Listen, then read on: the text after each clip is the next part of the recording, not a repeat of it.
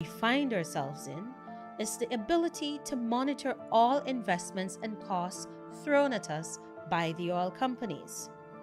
The oil contract gives the authority to demand on a monthly basis all spendings. Guyana can also demand all costs, prior, present, and future spendings in the oil sector. But our Vice President, Mr. Barrett Jagdeo, is disputing this fact. He is saying the country is helpless, it is powerless, unless there is a co-management agreement. Guyanese, this is an absolute falsehood. However, Jagdeo is saying that Guyana can only verify and check expenses at the end of the year. This is how our US trillion-dollar oil business is being managed. Guyanese, we have and must take a stand. This is a message from Kaieteur News publisher Glenn Lall.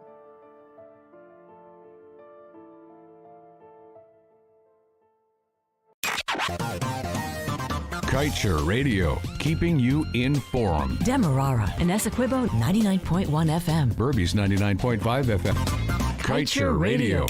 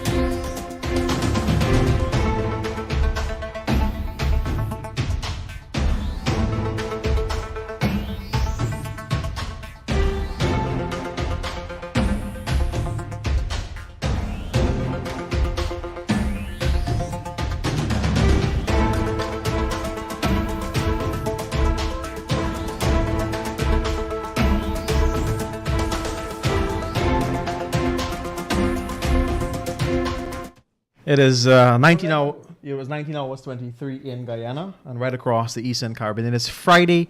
I can't believe it's already the 7th of October. Welcome to the Glenn Lall Show. This man was MIA on Wednesday. Searched the entire building for him. Could not find him. Maybe he will explain where he was. But I want to welcome Danny and, of course, Adam Harris to studio this evening. And maybe you should have a talk with him. He's missing his programs. Wednesday, I searched for him. Well, you will give an introduction, sir, as to where you were. Namaste. The floor is yours, and you have some explanation to do. Joshua, I told you I would be in the studio Wednesday. You did not tell the people anything. I did. You began playing a rebroadcast. You have to tell them the truth. I was late for 5 minutes, but you began playing a rebroadcast, and I didn't want to take the spirit out of the people. I know they were enjoying it. All right? Namaste, Joshua. Namaste. Danny? Yes, sir. Welcome back to Guyana. Thank you, sir. Welcome, Adam Harris. All right, welcome. Adam H. Harris. Hey. Yeah. You're back, Adam. Well, you know how it goes. Never far away. Namaste to all you beautiful people. It's Friday. I hope you guys are enjoying the Friday with a vodka and coconut water or a glass of wine. Because I'm going to take a glass of wine after the show. I'll be taking 3 phone calls and I'm gone. Right, Adam? Right. Danny? Yes, sir. I'll take vodka. I hear you. I expect a friend from the States. He said he would have showed up and he didn't turn up. He bored me this time. Anyway, I'll say a special namaste to him. He has been a good guy, a wonderful guy. Adam, all Guyana is sitting back with their hands folded, doing nothing and saying nothing. Meanwhile, the politicians in government and the opposition selling all of us out. Yes, the government and the opposition selling all of us out. The same thing the leaders of Africa did, And their people are now living in pain and misery, Adam. Yes. Just what they're doing here is the same thing the leaders in Africa did. And have the people living in pain and misery. I want to begin tonight's program by sharing a story with you, Adam, and to all of you out there. What I witnessed in Ghana. It has been on my mind ever since I took that trip to West Africa a few months ago. You know I was there in Africa, right? Yeah, Guyana is a little larger in size than Ghana, with a population of 36 million people. Adam, they have gold, tons of it.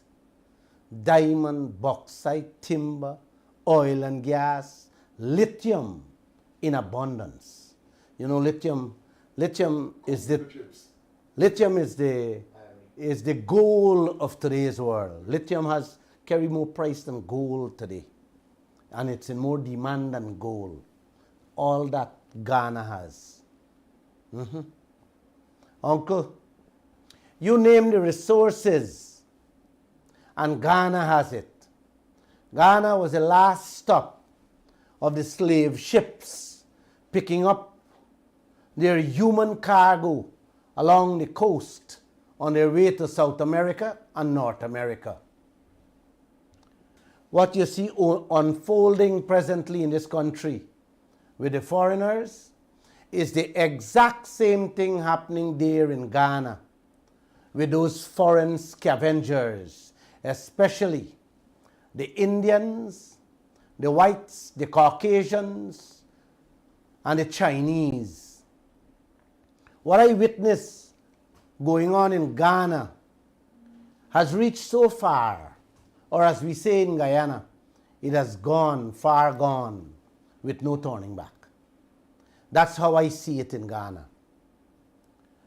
I took a 3-hour drive to get a glimpse of the dungeons in Cape Coast, where they used to imprison the captured slaves before they were shipped off to North and South America.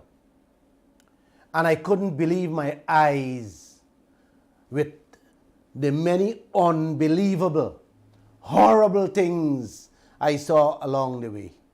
I couldn't believe it. One of them was huge signboards alongside the highway in Chinese writing. I had to ask the driver, what's that?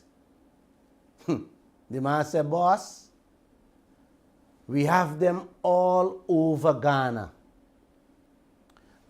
That is to direct the Chinese to the different gold fields, diamond fields, lithium fields, etc. I asked if the locals can go to those fields, and he was prompt to say, no boss, no, we can't go there. We locals cannot even go into the trail. Only the Chinese can use those roads.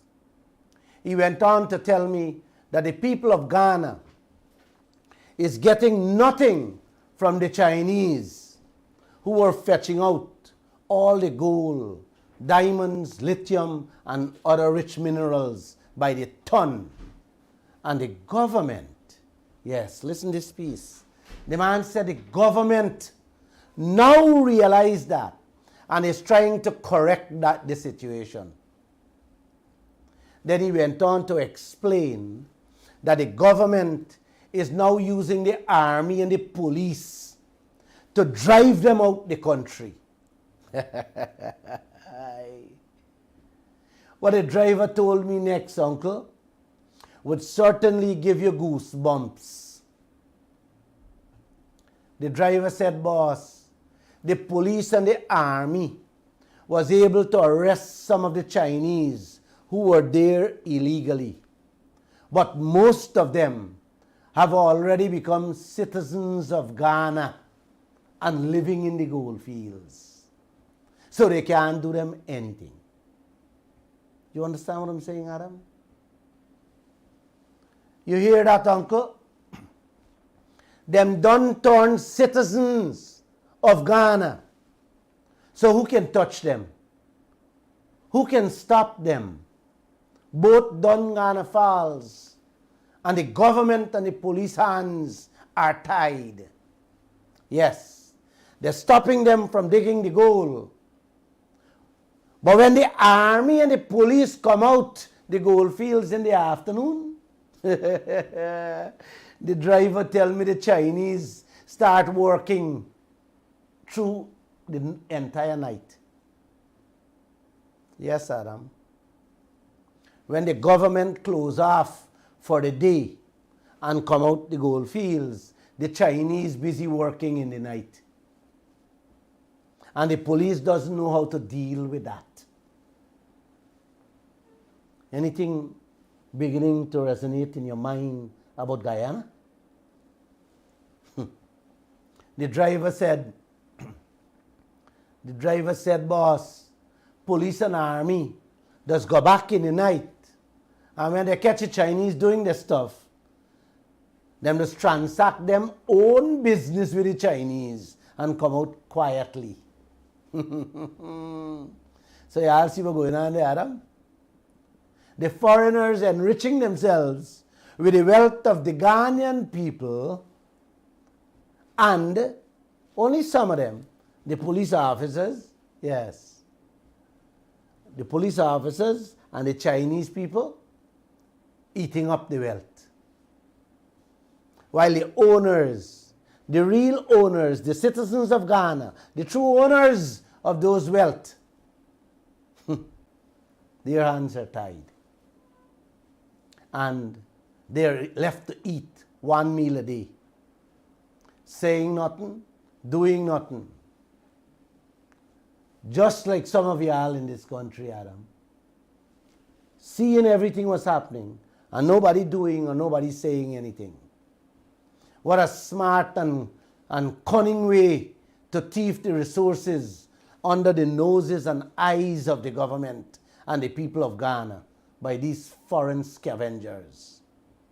The driver told me, uncle, the government doesn't know how to handle this situation. They find themselves in with all these foreigners. They're at a loss right now. I could have only listened and smiled as he went on and on, describing a little of what is going on in Ghana with those foreign scavengers. Auntie, more than half of the 36 million population in Ghana working and surviving on less than 400 Guyana dollar a day. That is what they have to feed their families with. Man, sad is not even a word to describe what is taking place in that filthy, filthy rich country. Pathetic and tragic more fits the description of what's taking place there. On our way to the same Cape Coast that I was talking about, we drop in a few of the thousands of little villages along the way. And it was one horror story after another. It's a good thing I have a strong stomach and had some cash on me at the same time. I met a woman with 3 young children and give her 200 of their local money.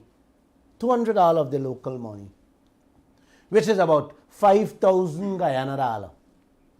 She instantly began crying.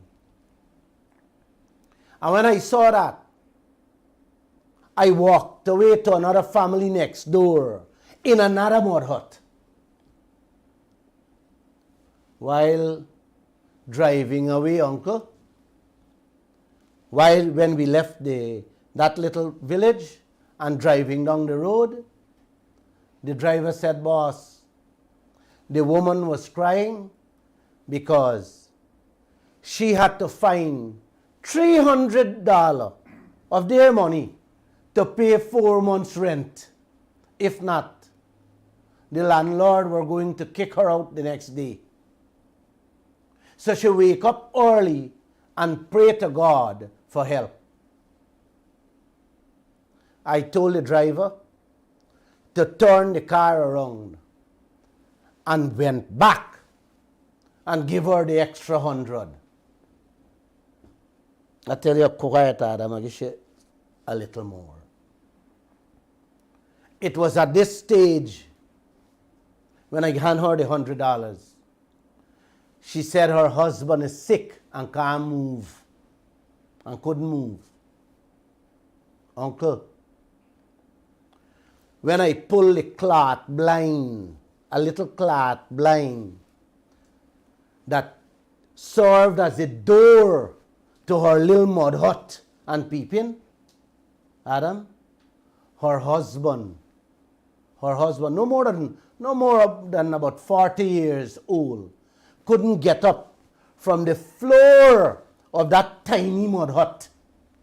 Could not get up.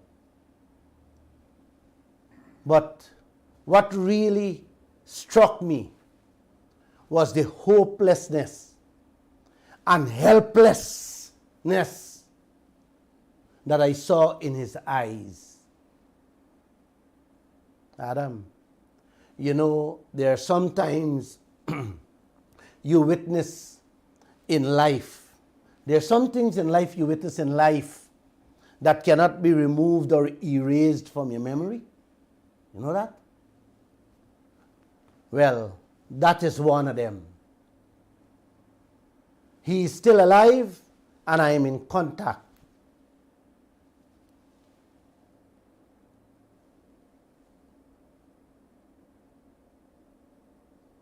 I'm still in contact with them. Trying to do a little something for that family. I share the story.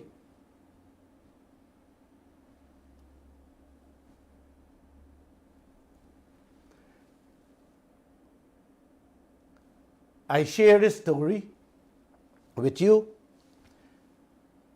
because there are millions of families in Ghana. Not thousands. Not thousands. Millions like that. And worse than that, with all the riches I mentioned of that country. This kind of disaster and tragedy that is happening to the people of Ghana is because of their corrupt, selfish, and greedy leaders who only looking out for themselves, their friends and their families, and don't give a crap about the people who put them in charge. Anything I said there, Adam Harris, ring a bell about what is going on in this country? Who fetching out our goal? My goal and your goal, your diamond, our bauxite, our timber, our manganese, now our oil. Isn't it the foreigners? Correct. And who are allowing them to do so? Isn't it our politicians? And who's benefiting? Foreigners and them. Me or you? No. 3/4 of our brothers and sisters punishing, begging, hoping, and lining up every day for a little handout, while the politicians bank books are being fattened by the foreign scavengers who are raping this land. I am sometimes lost for words. Sometimes I feel numb about what is taking place in this country. The fastest growing economy on earth for some of them and their criminal friends and families. Adam, I want to share another tragic incident that caught my eyes driving through the capital of Ghana, city named Accra. Then the very next day after I visited Cape Coast with the same driver, we ended up in a long line of traffic. And in my mind, I thought it was a busy day. And knowing a very populated city, not realizing when we reach up closer, there was a set of men, well dressed in uniforms, stopping the vehicles. You hear me, brother? Groups of men, well dressed in uniforms, stopping vehicles. They didn't look like traffic cops or regular police or army officers. So I asked the driver, who are those guys? Adam, the answer with the explanation behind it give me an instant headache. I told the driver to turn around and take me back to the hotel. He said, no, sir, no. We have to pass them first before he can turn back. Uncle and auntie, those men in the uniforms, like I said, was not police or army officers. They were GRA officers, Guyana Revenue Authority officers. The equivalent. Not Guyana Revenue Authority, you know. Ghana Revenue Authority officers I'm talking about, in groups, stopping every hire car and demanding to see from the taxi drivers their tax certificates. You didn't hear what I said there, man. You want me to repeat? Stopping every taxi driver, demanding to see their tax certificates. Ghana Revenue officers standing in the streets in the capital of Ghana, Accra, in groups, checking to see if them poor taxi drivers paying the rightful share of taxes. This is how bad rich Ghana gone to today. They can't stop and check the foreigners from carrying away millions or in the billions of the country's wealth, but they're stopping the taxi drivers to see if they're obeying the country's laws by paying the rightful share of taxes. I reached out for my phone to take photographs, and the taxi driver nearly dropped dead. He said, no, sir, you can't do that here. By the time I could have put down the phone, one of the officers came up to the car window and asked me, did you take our photograph, sir? I said, why you ask? The driver began telling him in their language that I am not from Ghana. And he told the driver, the officer told the driver, to tell me don't take no photographs. If not, they will arrest me. You hear that, sir? Auntie and uncle, are you listening to me carefully? He gonna arrest me. Anything resemble Guyana here?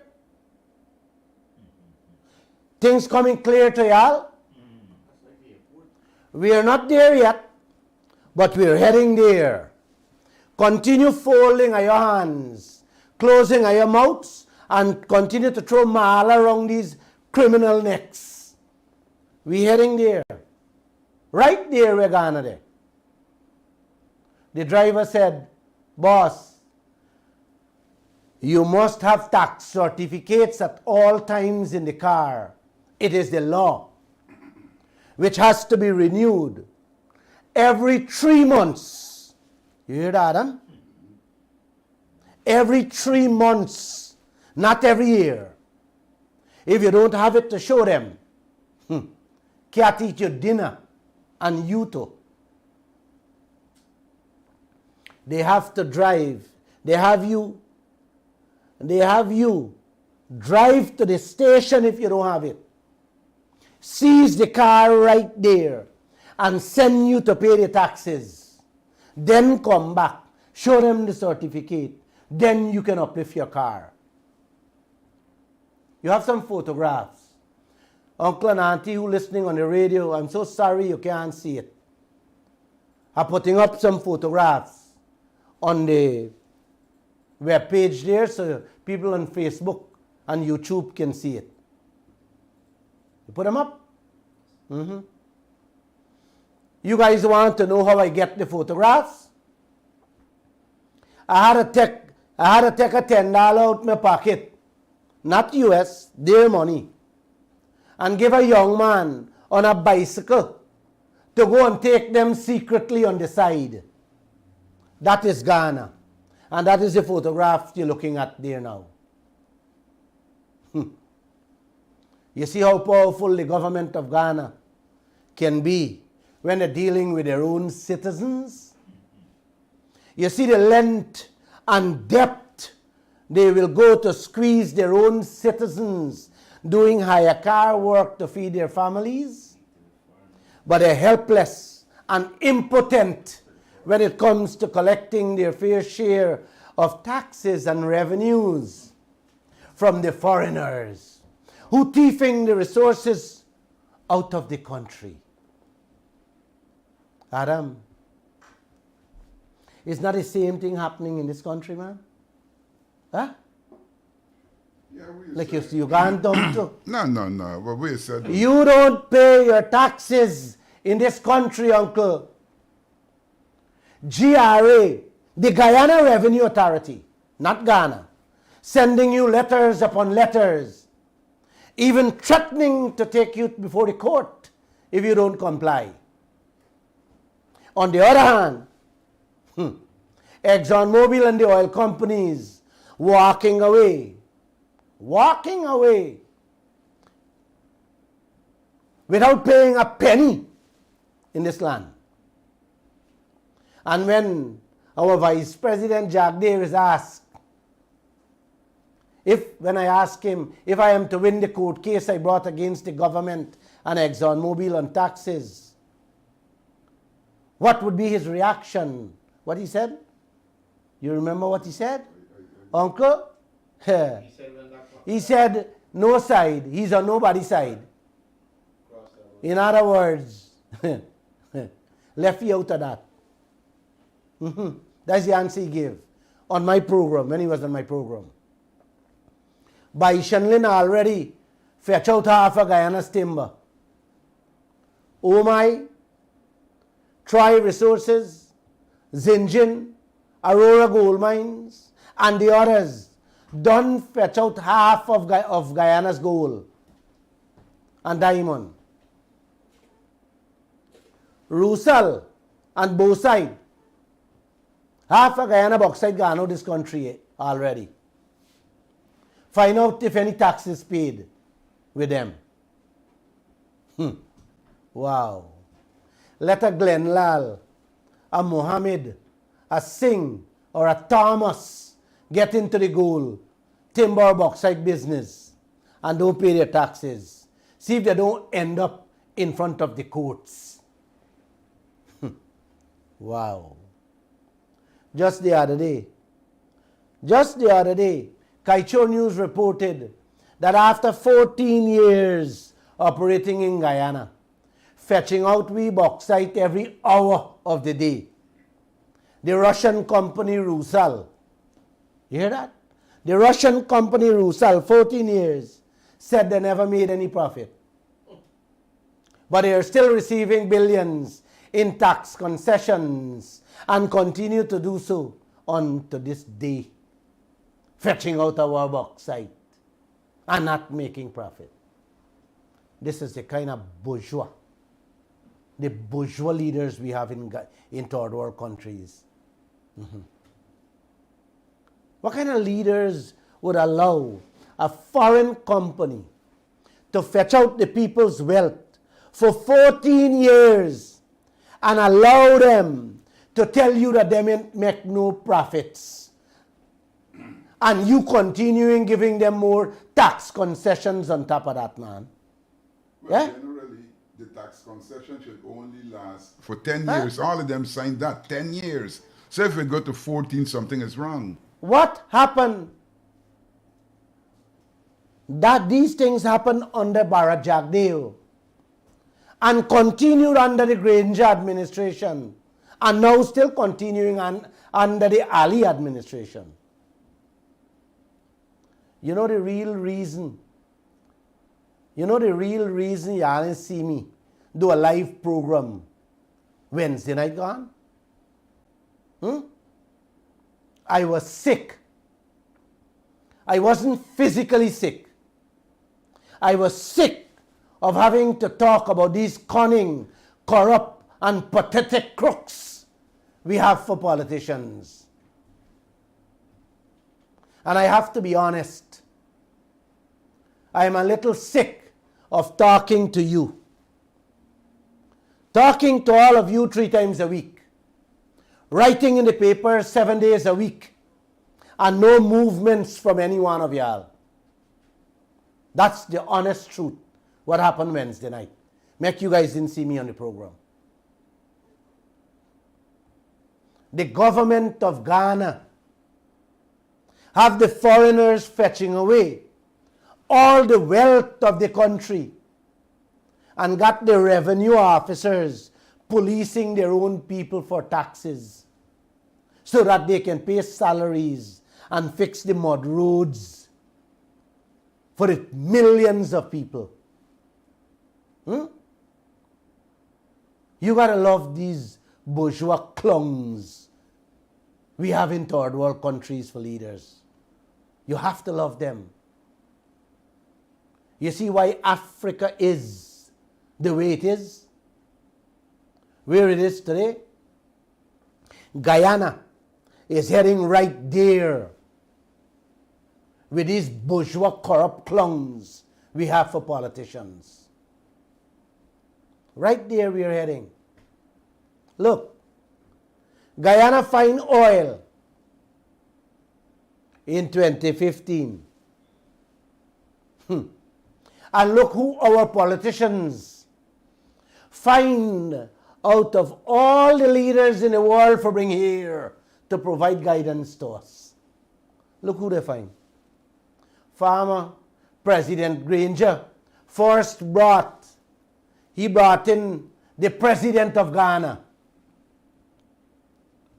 That same President of Ghana, a total failure.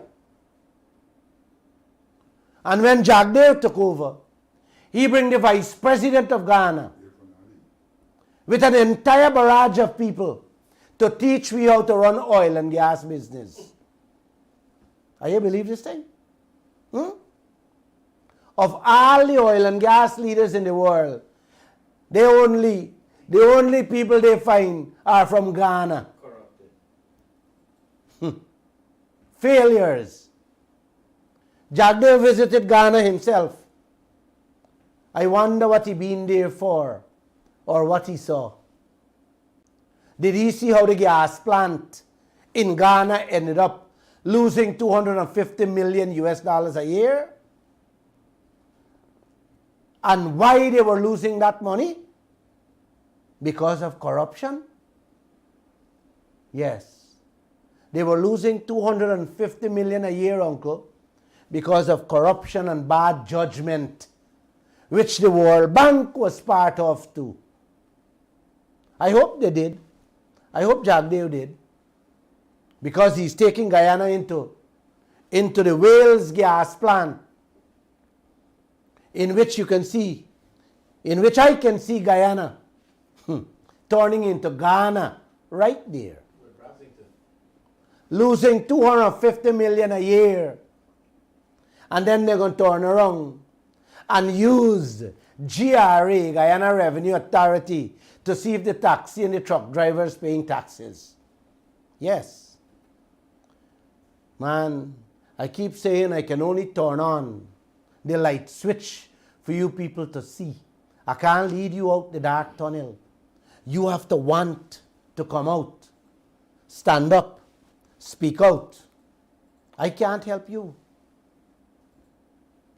They bring total failures in this country to create bigger failures for all of us. When David Granger brought the president of Ghana on a state visit, oh, Adam, oh, guess who he bring? Guess who he bring along with him? His own brother, who held no position in the government of Ghana. And he was sitting right there in the official meeting with President David Granger and the President of Ghana. Right there he was sitting, where he has no business whatsoever to do with anything. You have a picture there? Put it up on the screen, let them people see him. Yes, the brother of the President of Ghana is sitting with David Granger in a meeting discussing Guyana business. Or maybe he and I'll giving advice to Guyana. Adam, I am told something about why the brother of the president came along and why he's so close, why he was so close to the discussions. But I am still doing some fact checking. Yes, I'm doing some fact checking. Just ask yourself, why any head of state would take his brother on a state visit to another country when he has no role in the government? What is his real role? Huh? I'm going to tell you all later. I'm waiting on the information out of Ghana. Wow. This is Guyana. This is the beautiful Guyana. Ghana is in more trouble today than when I went there 2 months ago. More trouble today than when I went there 2 months ago. The people are living off loans from the World Bank and IMF. And they have just devalued their currency, which means more misery for the 36 million population they have there. Now they might not even find cassava to pong. Because when I went in another village and saw one woman ponging beer cassava, making fufu. And when I asked her where's the planting, she said, no sir, no have. Governments dig these kind of holes for their countries and citizens when they engage in underhand business and do secret deals with foreigners. You hear what I said, Adam? You hear what I said there? I hear you. Thank you. The citizens wake up and learn that the wealth, the resources are all gone. Yeah, man. Let me repeat this thing for the umpteenth time, uncle and auntie. Guyana is not far from there. And I'm shining the light every Monday, Wednesdays and Fridays on this radio program. And daily in the newspapers about the many secret things going on right here with our own wealth. and nobody doing anything, and nobody saying anything. Y'all remember, I keep on asking Vice President Jagdeo at 2 press conferences and texted him before he came on my radio to please walk with the mining contracts they give to the foreigners. Oh, I just want to play him to shed the light how Bharat Jagdeo used to behave when he was president and continue to behave today, now as vice president. Yes, I'm going to play him if you don't remember when I asked him on my program about the contract. Secrecy, secrecy, skullduggery and skullduggery. Uncle and auntie is not your matty. It's not your matty. Could you play that tape, let the people hear him? I text you and ask you to bring the mining contracts that you have promised to bring and to make public. Have you brought it for us? No, what? I'm not your post office. No, I know that But you're not my post office. I told you that they have all refused. These refused. are not with the office of the president. They're with the agencies. And they have refused. Every agreement that is signed that is sitting with the GRA or the agency. They have all refused to hand it over.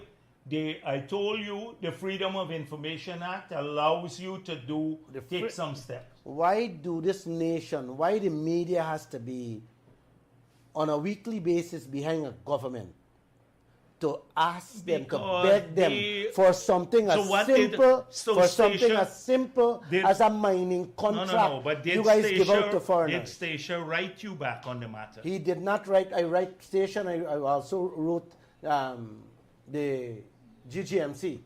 And they both. So the GRA never responded to you? They both said no. But how did they say no? Did they respond and they told you? Sir, like again. No, but again, I don't want to go down this road. 3 times I've asked you this at 2 different press conferences in which you made it clear that yes, and the law is very clear on that.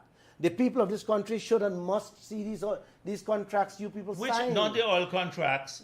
I'm talking about the mining contracts, our gold, diamond, because bauxite, all the oil timber, contracts are available, publicly available. Manganese contracts, all these contracts should be in the public domain, sir. Yeah. Why are you guys keep hiding it from this nation? Why?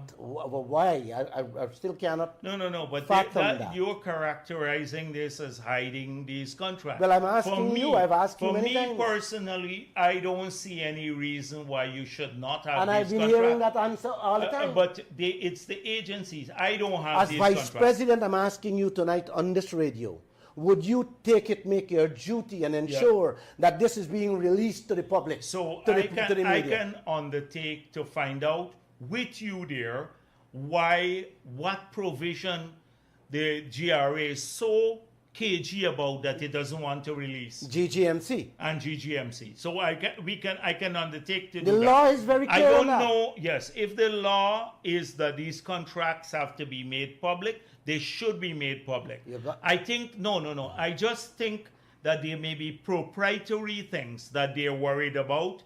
But if the law is clear, then they should release these contracts. There is nothing in there to hide. All right, let me make it more clear and simple for you, sir.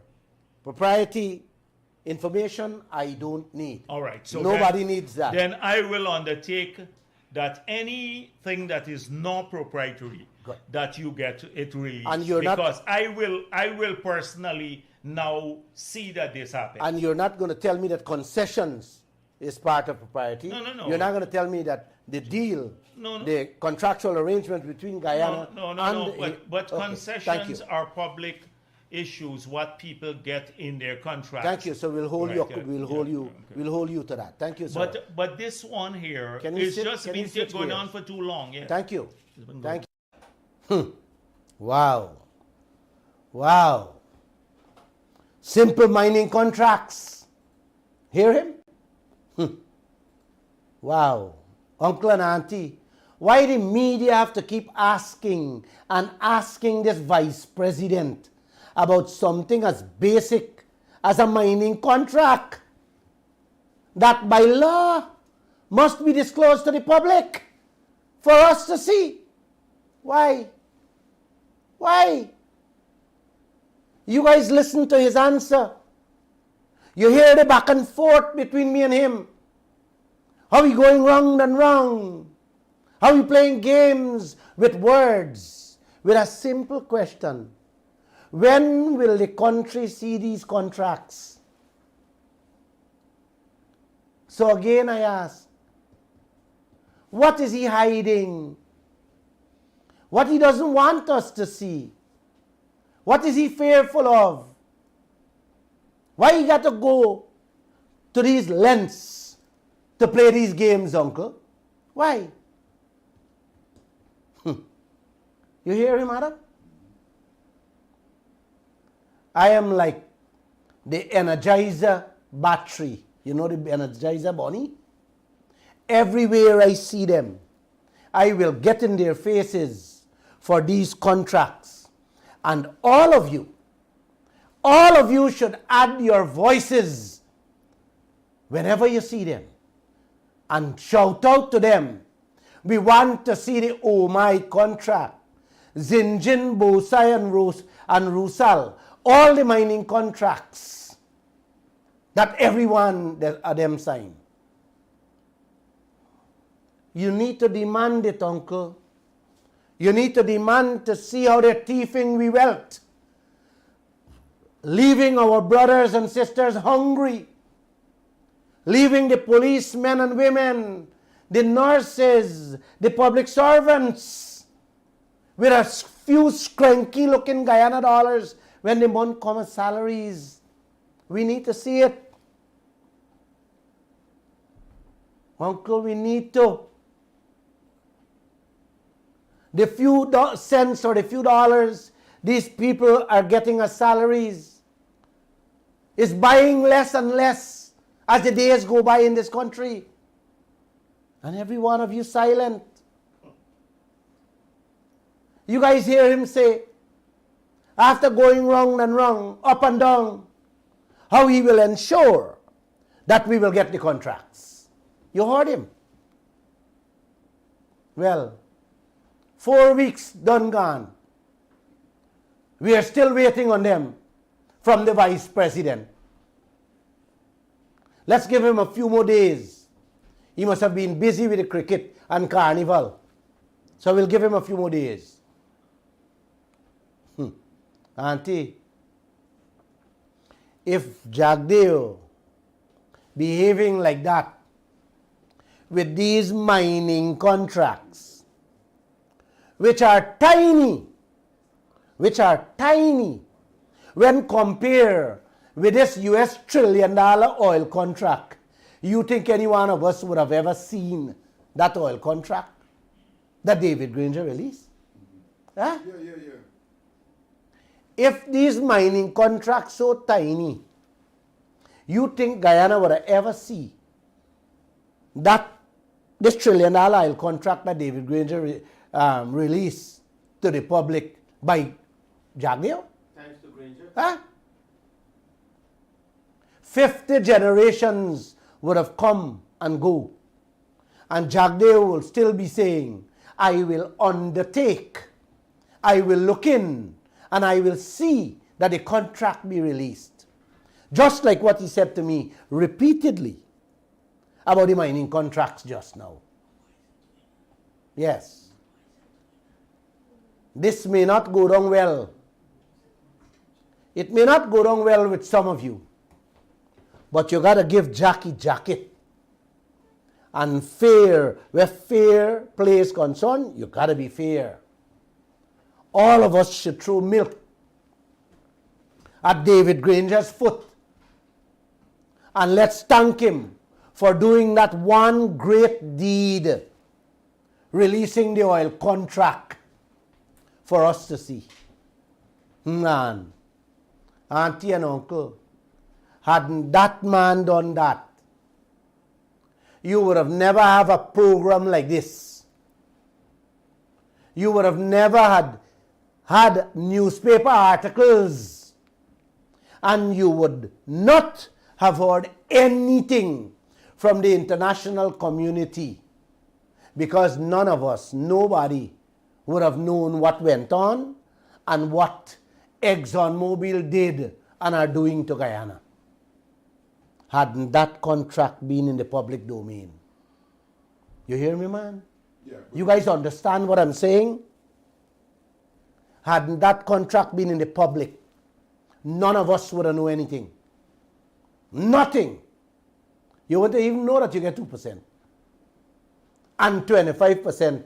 And the 25%, after they don't take out 75% for cast oil, that little 25% are split half and half. You would never know. And that what Jack did them saying is 50-50 profit sharing. I have to do a special program on that to explain to you this 50-50 profit sharing. What these clowns going around and fooling Guyana about. Exactly. Let's go back to the contract. That contract is one of the greatest deed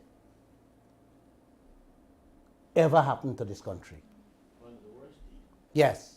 For me, it's the greatest gift any leader has given to its country, releasing this contract.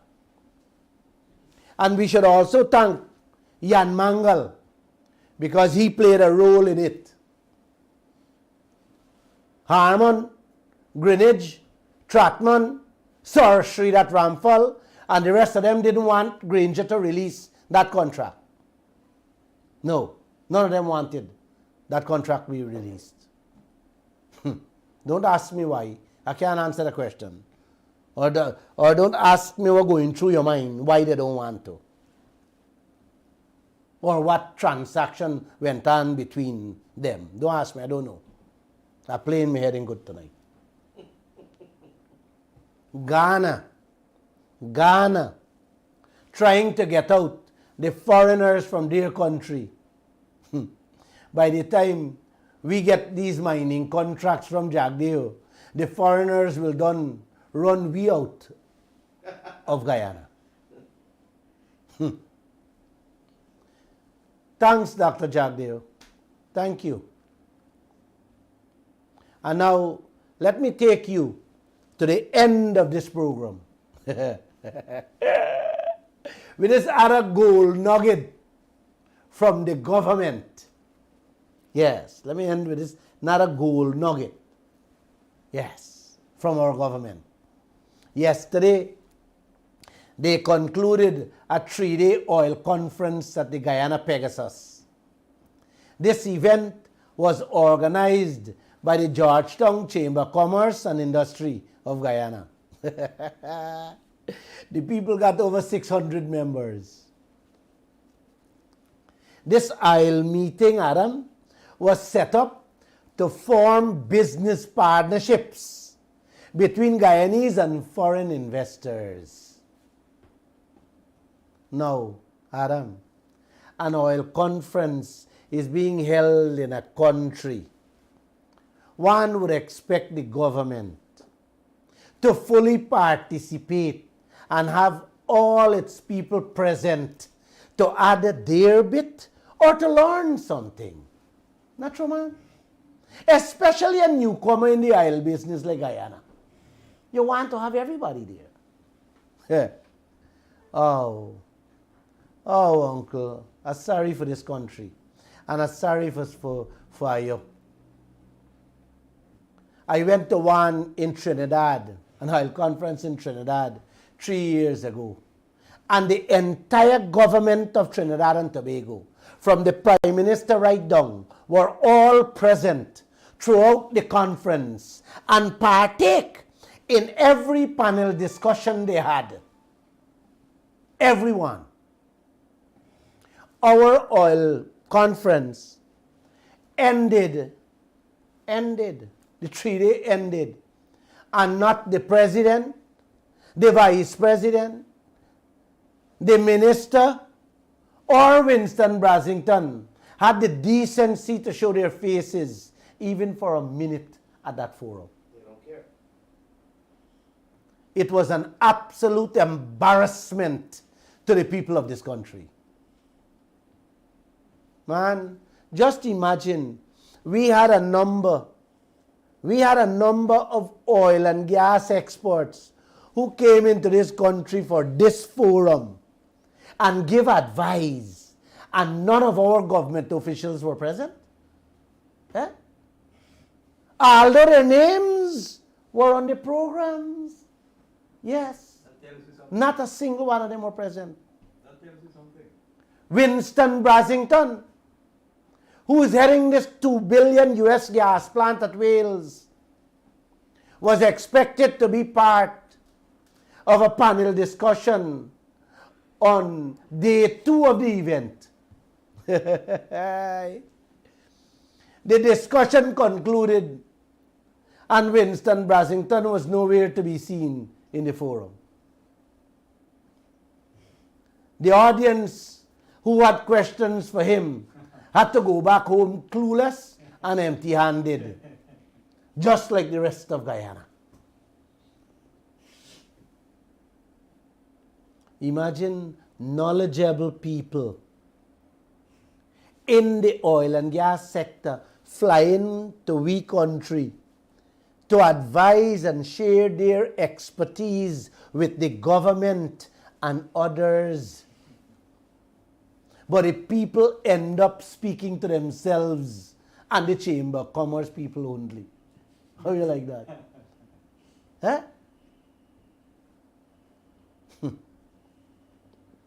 Oh, before Josh opened the phone lines, I would like to take a moment to wish all my Muslim brothers and sisters a blessed and peaceful Yom Nabi, which will be observed on Sunday. God bless you and have a great weekend. What about the shout out to the preacher man, John Essequibo? Yeah, man. To my friend John in Essequibo, I'm coming there. I'm coming there on Monday. Just coconut water. I'm coming there on Monday, John. It's a holiday. So we'll get together. Adam? Yep. I am so tired. I am so tired, Adam. It's sickening. Could you play back that tape, let these people hear the question about these mining contracts from our Vice President, what he had to say? No, I text you and ask you to bring the mining contracts that you have promised to bring and to make public. Have you brought it for us? No, what?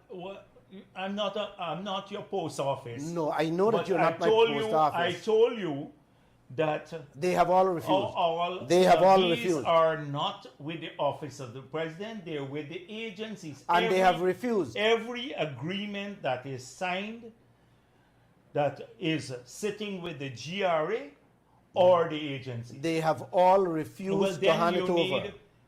I told you the Freedom of Information Act allows you to take some steps. Why do this nation, why the media has to be on a weekly basis behind a government to ask them, to beg them for something as simple as a mining contract? But you guys give out to foreigners. Did Stacia write you back on the matter? He did not write. I write Station. I also wrote the GGMC, and they both. So the GRA never responded to you? They both said no. But how did they say no? Did they respond and they told you? Sir, and like again. No. But again, I don't want to go down this road. 3 times I've asked you this at 2 different press conferences in which you made it clear that yes, these and the law is very clear on that. The people of this country should and must see these contracts you people sign. Not the oil contracts. I'm talking about the mining contracts, our gold, diamond, because all the oil timber, contracts are available, publicly available. Manganese contracts, all these contracts should be in the public domain, sir. Yeah. Why are you guys keep hiding it from this nation? Why? I still cannot. No. But fathom that. you're characterizing this as hiding these contracts. Well, I'm asking you. I've asked you For many me times. personally, I don't see any reason why you should not have And these I've been contracts. hearing that answer all the time. But it's the agencies. I don't have As these Vice contracts. President, I'm asking you tonight on this radio, would you make your duty and ensure that this is being released to the public? So to I the media? can undertake to find out with you there what provision the GRA is so cagey about that it doesn't want to release. GGMC. And GGMC. So I can undertake to The do that. law is very clear I don't on that. know, yes, if the law is that these contracts have to be made public, they should be made public. I think, no. I just think that there may be proprietary things that they're worried about. But if the law is clear, then they should release these contracts. There is nothing in there to hide. All right, let me make it more clear and simple for you, sir. Propriety information, I don't need. All right. So nobody needs that. Then I will undertake that anything that is not proprietary, that you get it released. And you're because I will personally now see that this happens. And you're not going to tell me that concessions is part of propriety. No. You're not going to tell me that the deal, the contractual arrangement between Guyana But concessions are public issues. What people get in their contracts. Thank you. So we'll hold we'll hold you to that. Thank you, sir. But this one here is just been going on for too long. Yes. Thank you. Thank you. Adam, out of all person, Bharat Jagdeo, President and Vice President, knows that this contract is a public document. Yeah, but so when he's saying just now, but if the law said it should be released, it's game he's playing. Yeah, but I'll tell you something. When I was here as editor-in-chief, they had an interesting thing. When we kept asking about the oil contract, one of the points that came out was Trinidad had this oil contract for 100 years and never released it. Yeah. And they were using, and we talked about it, and they were using that as a guide not to release the oil contract. Yeah, because, as you said. One second. Because they installed a confidentiality clause within the contract. Okay? But David Granger broke that. That's right. Right? David Granger told Exxon that the people of this country should and must know. You understand? And I am told, behind the grapevine, that when that contract was signed, David Granger didn't know. He wasn't feeling well. And he was shocked when he heard the contract was signed. Hence, he said, no, release the contract. Because he was very upset. And I'm even told that he asked for the contract to be renegotiated. He instructed Trotman to get going and have this contract renegotiated. The man say now you post for office.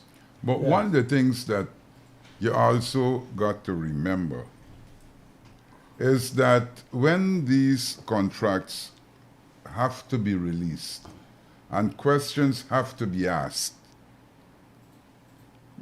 people don't like to answer questions. You know, as you rightly said. I don't want them to answer any question, Adam. I want the people of this country to see how they're selling out the country.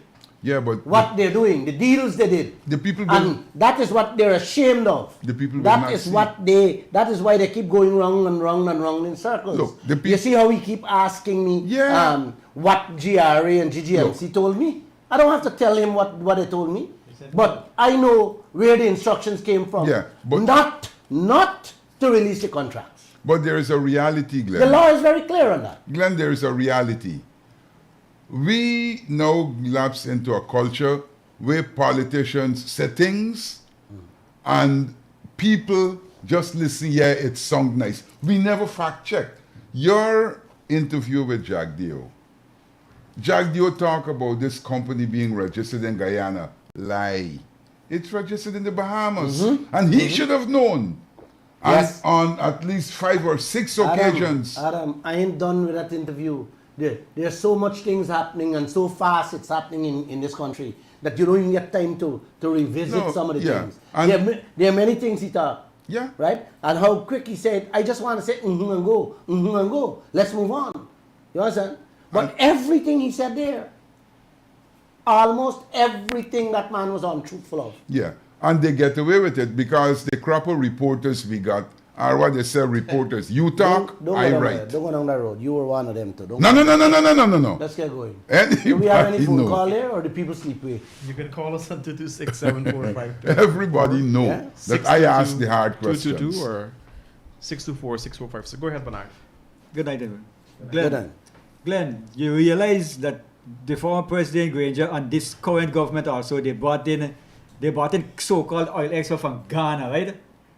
Mm-hmm. They didn't bring anybody from Norway, which Ghana collected 250 million US from, right? They didn't bring anybody from Canada, exports from Canada. Nope. They didn't bring anybody from Kuwait, Yep. from Dubai, right? From Iran, from countries that actually get their fair share of the oil resources. Exactly. They get them from the ones that sell out. They sell out leaders who sell out their country and they sit it down the line, down the road. Right? Man, look who they surround themselves with. You hear me? Right. You just have to watch a government who they surround themselves with and it tells you who they are. Exactly. Look, another thing. Who is their advisor? The one who Ramnawan from Trinidad, who was one that selling out the country to the other the gas. We wanted to sell out the country that the President barely stopped in time. Right? Exactly. They are only interested in people who sell out their countries, and until Ghanaians people realize that these governments are selling out your children and your future, you have nowhere to go. They are not interested in you and the fellow citizens. All the citizens of Ghana have to come together and fight for our rights because these people have no intentions of giving you anything. Unless you fight for it yourself, they're not going to give it to you. We can be better than Dubai and Kuwait and Norway. We can and should, because all this country have is oil alone. We have oil, gold, diamond, bauxite, timber, uranium, every damn thing in the world we have. The one thing we don't have that this country has is unity and people looking out for your borders. Because if you look out for your borders' interest, your interest will be served. Good night, all. These guys are running this country like We have a caller You here. got a telephone? You have a call. Caller, good evening. Welcome. Yeah, good night. Good night. Go ahead. Yeah, good night, Mr. Glenn. Go ahead. Yeah, Good night. you know, sometimes when you talk, sometimes you just make us feel bad. You see these people, them? These people have no shame whatsoever. You know, they say they want you to work with them. I want my brothers, Armenian brothers and sisters hear this. They want you all to work with them. And when the contract signing, there's nobody they calling for go and do no signing with them. They're going by themselves and do all the signing. And then they're telling how they want we Armenians them to work with them. You know, the Armenian brothers, some of them is such a clown too, that they don't wake up and realize that what these people doing to them too. You know, sometimes I got things to talk, but you know, I don't want to say much to me. Good night. Good night, good night, good night. Adam, when you look back at both governments, the people who they surround themselves with, you think they want to see this country move forward? You know? Name the coalition government had one, two good people whenever, like Vincent Adams. John Mangal. Right? Jan Mangal. What happened? Name one of them that we can honestly say that they mean well and they can do something proper for this country. Name one of them. Or they have the capacity. Exactly. Not one person. A matter of fact, this is an oil-rich country. This is the fastest growing economy on earth. We have more oil per capita, right? That can make us millionaires overnight. overnight. And look where we are. Glenn, Look where we are. one of the things we used to talk about in this country was low-hanging fruits. Yeah. The government is smart. The government knows that. You throw a pittance at the people. You now tell me you're giving old age pensioners $28,000, or one half. You give flood relief, how much money? 50, 80,000? Every day you open the paper, they give away a little jill, a little penny. Right. And that is what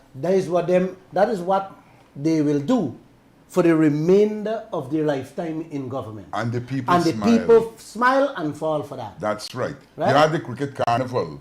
Exactly. And what do? Yeah, you beat a tin cup and everybody wind up dance, go home drunk. Whether you eat tomorrow, Well, that's no how big deal. that's how the African and Asian leaders behave. That's the same trend they do. Look, Patrice Lumumba, There you he go. ran for his state. I think was governor. He lectures to the entire Africa.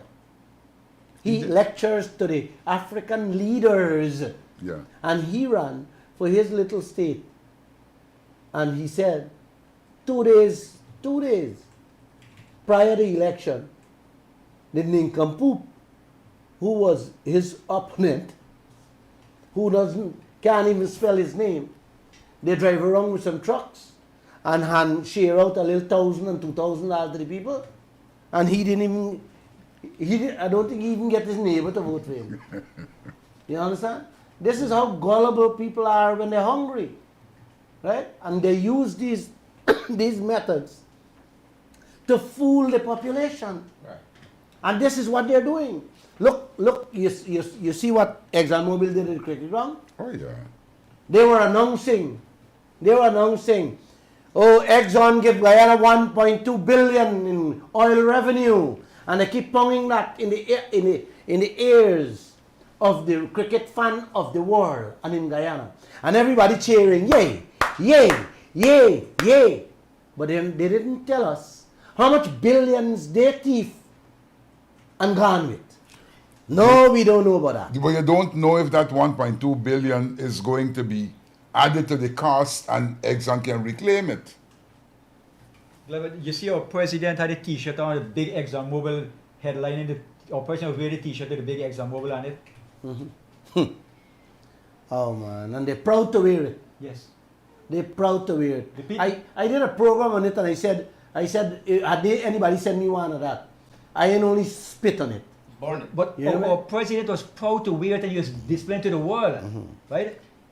The exploiters, these people who are raping your country, who refuse to, well, they didn't refuse because the government never asked them to renegotiate, to give us a fair deal, right? But you're promoting them. These people only promote the ExxonMobil, the oil companies. Hello. They are representing the people of Ghana voted for you. The people of Ghana put you there. Hello, Mr. You Lall. are supposed to be on the side of the Guyanese people first and foremost.